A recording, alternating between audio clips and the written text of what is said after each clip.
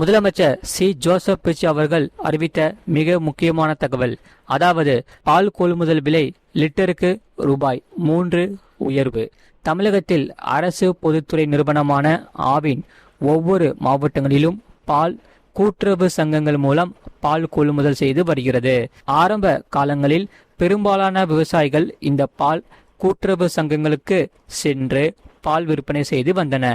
ஆனால் அதிகரித்து வரும் விலைவாசி உயர்வுக்கு ஏற்ப இந்த ஆவின் நிறுவனம் பால் கொள்முதல் விலையை அதிகரிக்கவில்லை.